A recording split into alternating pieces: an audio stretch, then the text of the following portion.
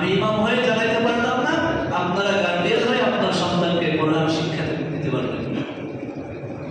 তাহলে এই সন্তানরা আপনাদেরকে বৃদ্ধাশ্রমে দিবে না তো জান্নাতে পৌঁছাবে? এখনো চোখ খুলে না? এই সন্তানেরা আপনাকে বৃদ্ধাশ্রমে দিবে না জান্নাতে দিবে? অনেকে এসে বলে, হুজুর ঘরে বিবি আমাকে এক কাপ চাও দেয় না। লক্ষ লক্ষ কোটি কোটি টাকা ইনকাম করেন, বিবির হাতের এক কাপ চা খেয়ে আপনি বাজারে যেতে পারেন। আফসোস, কিন্তু আপনার বিবি ঠিকই গিয়ে দেখে মার্কেটে যাইতেছে, আপনার বিবি আপনাকে না বলে সে রাস্তায় বের হয়ে যাইতেছে, আপনাকে পড়ুয়া করতেছে না। বলে কেন? কারণ আপনি তাকে তার সংরক্ষিত জায়গায় রাখতে পারেন না, আপনি তাকে রাস্তায় বের করে দিয়েছেন। এর জন্য দায়ী কে? জানো, আপনাদেরকে একটু সতর্ক করতে চাই যে কোরআনের পরশ পাইল যারা, মানুষ হয়ে উঠল তারা। আমরা কোরআনের পরশ নিতে রাজি আছি তো ইনশাআল্লাহ। দেখেন, আমি আফসোস, আমি একটা বাচ্চাকে পড়াইতে যেতাম বাসায়, ব্রাহ্মণবাড়ি আসপত। তাকে বললাম, বলো তো দেখি বাবা বিশ্বনবীর মায়ের নাম কি? বলতে পারেন। বললাম, বলো তো দেখি বঙ্গবন্ধুর নাম কি? বলে বঙ্গবন্ধু শেখ মুজিবুর রহমান। বললাম, বলো তো দেখি স্বাধীনতার স্থপতিকে? বলে শহীদ প্রেসিডেন্ট জিয়াউর রহমান। চিন্তার বিষয়, মানে তাদের শিক্ষা ব্যবস্থায় এত পরিমাণে মুক্তিযোদ্ধার চেতনা, এত পরিমাণে স্বাধীনতার ভূমিকা, এত পরিমাণে নাস্তিকবাদিতা, এত পরিমাণে দুনিয়া এমনভাবে ঢুকাইছে যে প্রত্যেকটা বাচ্চার মেধায় শুধুমাত্র দুনিয়া দুনিয়া দুনিয়া। সে আল্লাহকেও চিনে না, সে রসুলকেও চিনে না, সে কোরআন চিনে না, সে কোরআনের শিক্ষাকে গুরুত্ব দেয় না, যার কারণে সে তার মা বাবাকে বৃদ্ধাশ্রমে দেয়। বুঝলেন? আমার কথা খারাপ লাগছে না ভাই? খাতায় নোট করে রাখেন, একসময় হয়তো আমি থাকবো না, কিন্তু একসময় আপনি এখানে দাঁড়ায় বলবেন যে ব্রাহ্মণবাড়ির হুজুর এই কথা বলে গেছে।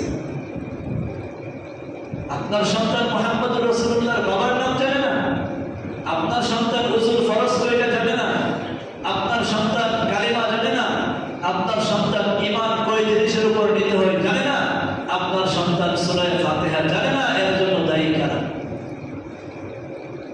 একবার বিবেককে গিয়ে প্রশ্ন করবেন, আজকে বাসায় গিয়ে বালিশের নিচে মাথাটা রেখে আপনি নিজেকে নিজে প্রশ্ন করবেন যে আসলে কি আমি আমার সন্তানকে সুশিক্ষা দিতে পেরেছি?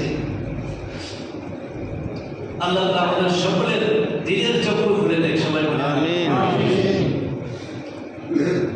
আলহামদুলিল্লাহ, আলহামদুলিল্লাহ, আলহামদুলিল্লাহ। আমি আমার মায়ের জন্য মন ভরে দোয়া করি যে মা আমাকে কোরআনের শিক্ষায় শিক্ষিত করেছে। আমার মা বলে, বাবা তোমাকে যখন গর্ভে ধারণ করছি তখন 6 খতম কোরআন করেছি। আমার মা বলছে। আর আমার আহলি, আমার ওয়াইফ, সেও বাচ্চা ধারণ করতেছে, আলহামদুলিল্লাহ, সে আজ পর্যন্ত 10 খতম শেষ। আমাদের সন্তানদেরকে আমরা গর্ভাবস্থায় কোরআনের পরশ দিই। আমরা গর্ভাবস্থায় আমাদের সন্তানদেরকে ডিসেল লাইট অন করে দেই, মোবাইল অন করে দেই, আমরা সিনেমা দেখি, আমরা মুভি দেখি, আমরা নাটক দেখি, টিকটক দেখি, যার কারণে আমাদের ছেলের সন্তান, মেয়ের সন্তান ভূমিষ্ঠ হওয়ার সঙ্গে সঙ্গে তারা আপডেট হয়ে যাবে।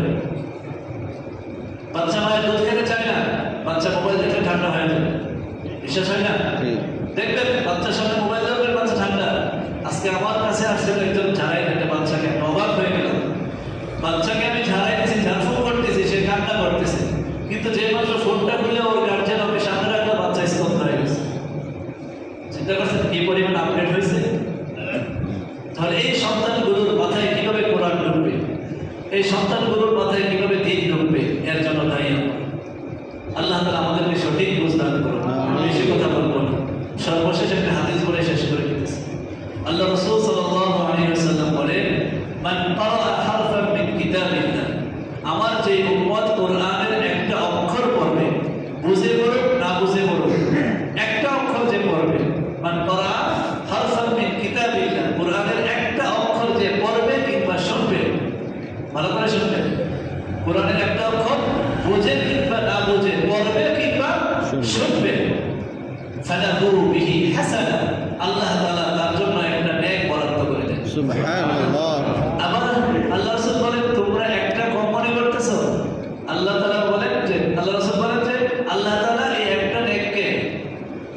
ওয়াল হাসানাতু বিআশারি আমসালিহা, একটা নেকিকে 10 গুণ বাড়ায় দেয়। সুবহানাল্লাহ। ইসলামে আবার কোন কোন বর্ণনা আছে আল্লাহু ইউদাইফু লিমান ইয়াশা, আল্লাহর খাজানা তো আমাদের মতো সংকীর্ণ না। আমরা চিন্তা করি ব্যালেন্সটা কমে যায়, আমি চিন্তা করি আমার অ্যামাউন্টটা কমে যায়, দেওয়ার সময় খুব চিন্তা হয়। একজনের কাছে কিছু চাইবে, সে চিন্তা করবে অ্যাকাউন্টে কত ছিল, দিতে কত কমবে, মাইনাস হবে। কিন্তু আল্লাহ মানে কি, যে আমার অ্যাকাউন্ট অগণিত অগণিত, ইউদাইফু লিমান ইয়াশা, যে বান্দাকে আমি চাইবো তাকে মন খুলে দিয়ে দিই। আল্লাহ তাআলা 10 গুণ বাড়ায় দেন। তারপর আল্লাহ রাসূল বলেন লা আকুলু আলিফ লাম মিম, আজকে যে তেলাওয়াত করলাম না আলিফ লাম মিম, লা আকুলু, নবী বলেন আমি বলি না যে আলিফ লাম মিম তিনটা হরফ মিলে একটা হরফ, এই কথা আমি বলি না। বাল আলিফুন হারফুন ওয়া লামুন হারফুন ওয়া মিমুন হারফুন, আলিফ একটা হরফ, লাম একটা হরফ, মিম একটা হরফ, বুঝে পড়ো না বুঝে পড়ো, তুমি পড়ো কিংবা শোনো, তোমার আমলনামায় 30টা থেকে আল্লাহ তাআলা রেখে দেন। সুবহানাল্লাহ। এবার চিন্তা করেন যারা আমার পিছনে এই কোরআন শুনছেন,